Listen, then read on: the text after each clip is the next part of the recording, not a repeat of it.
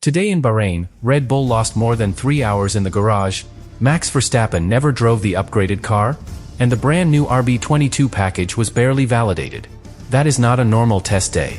That is a warning sign. Because while the timing screens showed a harmless midfield lap time, inside the garage, engineers were removing the floor, pulling the power unit, fixing a hydraulic failure that should never happen on day one. And here is the part nobody is talking about. The RB22 arrived with a new variable inlet side pod design, built to reduce drag at high speed. A concept right on the legal edge. But due to the failure, they could not properly test it. Which means one of two things is true. Either Red Bull is hiding at least 0.8 per lap of raw pace, or they are hiding a deeper reliability issue that could explode under race distance. Both possibilities change the championship fight. And when Max Verstappen chooses not to get in the car after a failure, that sends a message. This was supposed to be a statement day. Instead, it became a question mark. Subscribe now, because what Red Bull did not show today in Bahrain might decide whether this season is domination or collapse. Let's break down exactly what happened inside that Red Bull garage today. Because this was not just a mechanical issue. It was an operational shock. The morning began with a clear objective. Validate the new RB22 upgrade package. Collect aerodynamic correlation data. Confirm cooling behavior under real conditions. That was the plan. Sakhir rolled out for installation work. Sensors attached. Flow paint prepared. Engine maps conservative. Everything looked procedural. Then on lap 14, steering assistance disappeared. Not gradually. Instantly. The car slowed. Returned to the garage in protective mode. And within minutes, the mood changed. Hydraulic pressure loss. Central system leak. This was not a small subsystem. The hydraulic circuit controls steering, differential behavior, and gearbox actuation. When that fails, the car becomes unpredictable. Mechanics removed the floor. Rear bodywork off. Cooling lines disconnected. Then came the serious part. To access the damaged high-pressure seal, they had to partially remove the power unit. That is major surgery. Over 3 hours gone. And here is why that matters more than people realize. Testing is about correlation. Wind tunnel versus real track airflow. Simulation versus reality. Red Bull brought new side pod geometry. Revised air inlet shapes.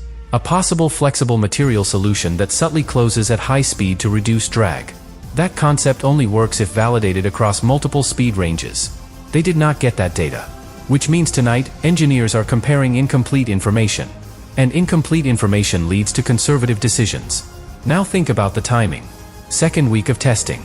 Limited days remaining. You cannot afford operational mistakes at this stage. But here is the part that shifts everything. Max Verstappen was scheduled for the afternoon. After the repair, the car did return to track. Max still did not drive. Official reasoning says it was better to continue with Sakhir. But in Formula 1, your champion evaluates upgrades personally. Especially aerodynamic concepts. Especially balance changes. If Verstappen does not feel the car himself, the feedback loop slows down. And this RB22 is not a simple evolution. It is aggressively packaged. Tighter cooling. Higher efficiency targets. When you compress everything for performance, you also increase mechanical stress. That hydraulic seal failure may have been small. Or it may reveal how extreme the design philosophy is this year. Now here is something most viewers missed. When the RB22 was running, even briefly, it looked incredibly stable in high-speed corners. No bouncing. No visible instability. Braking into turn 1 looked planted. And leaked telemetry suggests exceptional traction once the tires settle. That means the aerodynamic platform is still strong. But strength without reliability creates tension. Inside the garage today, Red Bull did not look relaxed. They looked reactive. And that is rare. This team built its dominance on precision and execution. Today, execution slipped. And when execution slips, doubt enters. The real question is not whether the RB22 is fast. It probably is. The real question is whether the aggressive upgrades are sustainable over race distance. Because if one hydraulic issue costs half a day in testing, what happens over 57 race laps under maximum load? That is what tomorrow must answer. And if tomorrow brings even a small complication, the narrative changes from controlled dominance to fragile supremacy. Now let's go deeper into the upgrade itself. Because the real story today is not just the failure. It is what Red Bull brought to Bahrain. The RB22 is not a simple refinement. It is an evolution pushed to the edge. The most visible change sits around the side pods. Revised inlet geometry. Narrower opening at rest. more sculpted shoulders along the bodywork. But here is where it becomes strategic. Engineers believe Red Bull is using flexible materials within legal tolerance. At low speed, the inlet remains open. Cooling priority. At high speed, airflow pressure subtly compresses the structure. The opening reduces. Drag decreases. If that system works consistently, it is powerful. Lower drag means higher top speed. Higher top speed means stronger overtaking defense. Stronger defense means control on Sunday. But that system must balance two enemies. Aerodynamic efficiency. Thermal stability. If the inlet closes too much, temperatures rise. If it stays too open, drag increases.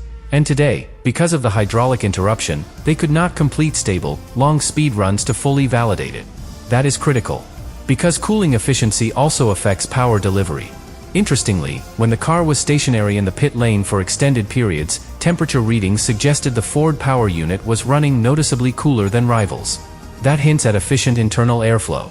Which raises another possibility. Maybe the cooling system is actually over-engineered. Maybe the packaging is so extreme that even a minor hydraulic routing issue becomes catastrophic. And that brings us to mechanical complexity. The RB22 appears more tightly packaged than last year. Shorter cooling lines. Compact rear architecture.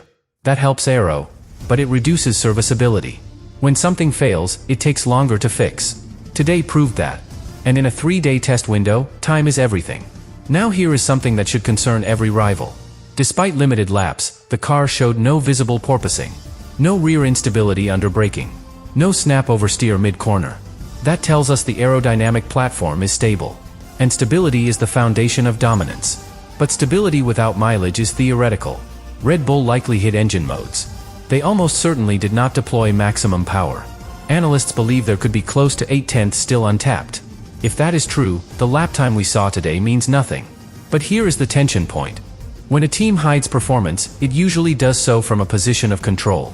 Today did not look like control. It looked like recovery. And that difference matters. Because the championship is not won by theoretical pace. It is won by execution across race distance. Tomorrow becomes the real test. Max Verstappen needs a full session. Full fuel runs. Consistent data collection. They need to prove the hydraulic system can survive 57 consecutive laps. They need to confirm the new sidepods do not compromise cooling under sustained load. And they need internal calm. Because even the fastest car becomes vulnerable when the driver senses instability behind the scenes. The RB22 may still be the benchmark. But today, for the first time this year, Red Bull did not look untouchable. They looked human. And in Formula 1, the moment a dominant team looks human, the rest of the grid smells opportunity. Now let's talk about the internal dynamic. Because performance is one thing. But atmosphere inside a garage can define an entire season. Today, Red Bull did not just fight a mechanical issue. They faced a leadership moment. When a reigning world champion is scheduled to drive a major upgrade package, and he does not get in the car? That creates questions. Max Verstappen is not a passive driver. He demands clarity. He demands progress. Earlier this year, he already voiced frustration about future regulations. He has been direct about what he expects from the team. And today, after a hydraulic failure erased half a session, he chose not to run. Officially, it was a program adjustment. But in Formula 1, optics matter. When your lead driver is absent during critical validation laps, it signals tension. Not necessarily conflict, but urgency. Because upgrades are not just about speed. They are about trust. The driver must trust the rear under braking. Trust the traction on exit. Trust the system over full race distance. That trust is built through laps. Red Bull lost those laps.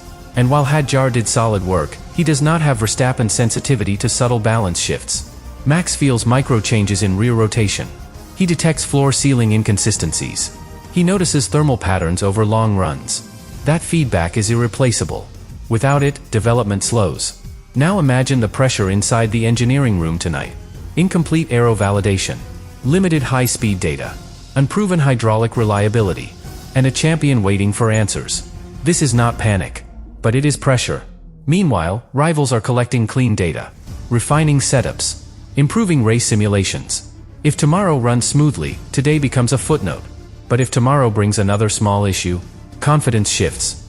And confidence is invisible on timing screens. Yet it is everything inside a championship fight. Because when a dominant team senses vulnerability within itself, rivals sense it too. Ferrari will push harder. McLaren will take strategic risks. And suddenly, the psychological advantage shrinks. Red Bull still has the foundation. Still has the most complete recent record. Still has the driver capable of extracting every tenth. But dominance is fragile. It depends on flawless execution. Today was not flawless. The RB22 may still be the fastest car over one lap. It may still have hidden performance waiting to be unleashed. But today introduced uncertainty. And uncertainty is dangerous. Not because it proves weakness, but because it invites challenge. The real test is not raw speed. It is whether Red Bull can restore control immediately. Because if they do, this story disappears. If they do not, today in Bahrain will be remembered as the first visible crack in a dynasty.